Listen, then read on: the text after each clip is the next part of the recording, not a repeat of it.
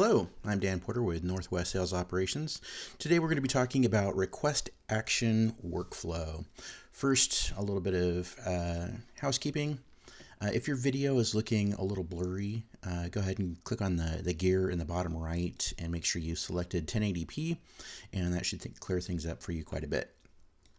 So first off, what exactly is Request Action Item Workflow? How do we use it? We use it to manage work and information being entered across multiple systems and departments, and definitely across different roles.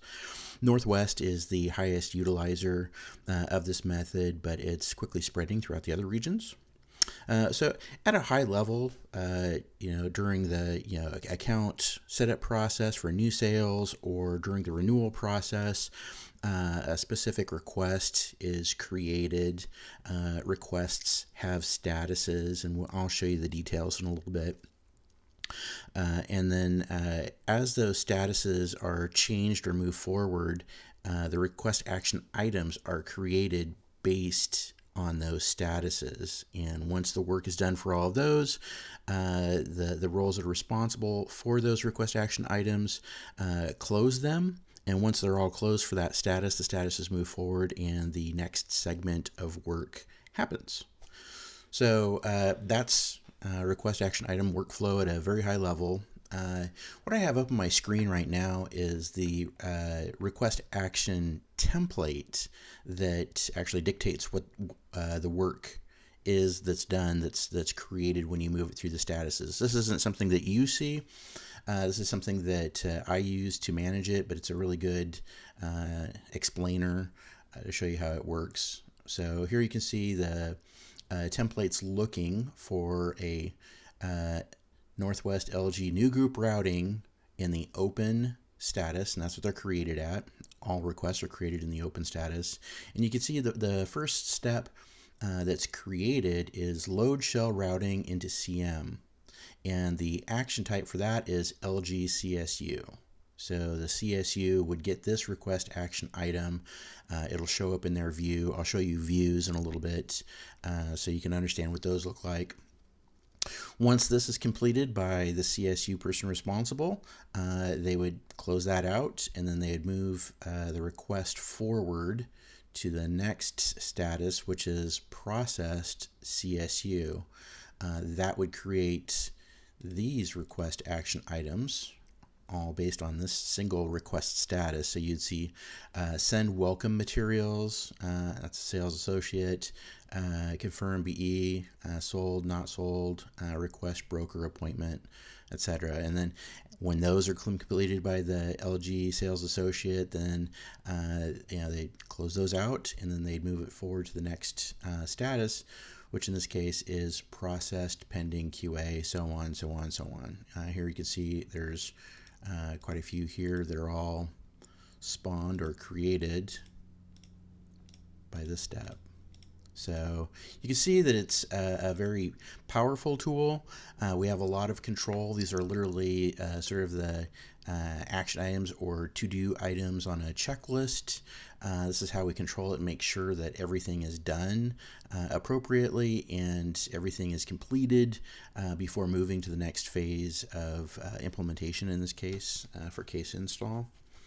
So there you have it. That's request action items at a very high level. Moving forward, in terms of where do you create these or how do you create them, you can go to the Requests tab, select the request that you want to create from the pick list. There's a convenient list right here that you can see all of those. So if you're confused and you're not really sure, you just know it's a termination request. You can just do Control F, and you can see which those are, standard sort of control and find functionality in the browser. Also, you can get to that very same page by going through the requests on the account page right here. And you can see that there's a new request button right here. So if I click on that right now, it takes me to this screen. And let's say I'm going to do options request. Hit continue.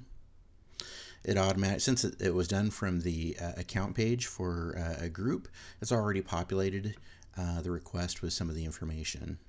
And there's several data elements that are required, others are optional. You have to make sure that everything with a red line on it, at least, in this case, a multi-select, one value is selected, or a value is chosen for the fields, the other single value pick lists. So that is what the request looks like. Let me cancel out of that. Go back here, I can show you, as soon as the buttons come back up, what existing requests look like.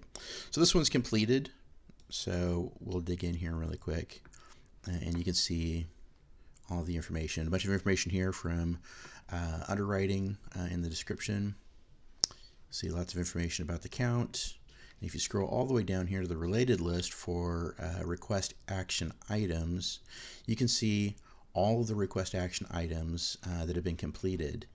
Now this is a great place to go if you're wondering where in the process a request is. Let's say you're an AAM and you've completed your tasks, say down here, and you want to know where it's hung up at, maybe it's running late.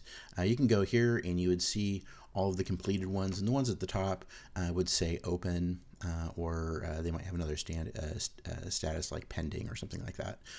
But you'd see the non-completed ones up at the top, and which role is supposed to be doing them, so you'd know exactly who to follow up with. It might be the LG underwriter, or maybe CSU, or what have you. So that's what it looks like there on the request.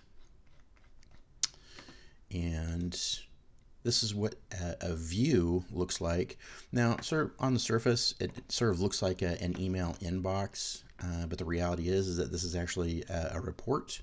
If you were to go in here, you would see that there's just a bunch of criteria that are looking for, in this case, request action items that are not completed, that the action type equals AAM. So Christian is an AAM, and Christian supports these people right here. These are unique IDs in Sales Connect for account managers, and so these are the people that he supports.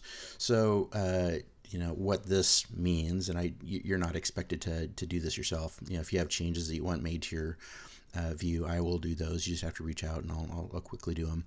But he supports these two people. He also wants to see request action items for requests that he creates.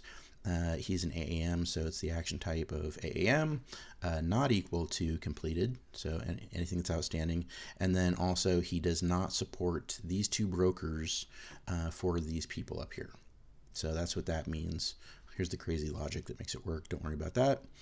In terms of the order of the fields, these can be changed to, here, let me cancel out of this. If you want to customize your view, I can do that for you. Let's say you want to see owner and last name over here, or the request type in a different order, or you want to clean this out. Let's say there's only 5 columns that you actually really only need. I can do that for you very quickly. So that is request action item workflow at a very high level. Just know that there are several different types of requests that are out there, and all of them have different action items associated with them and statuses that drive that work. And there you have it.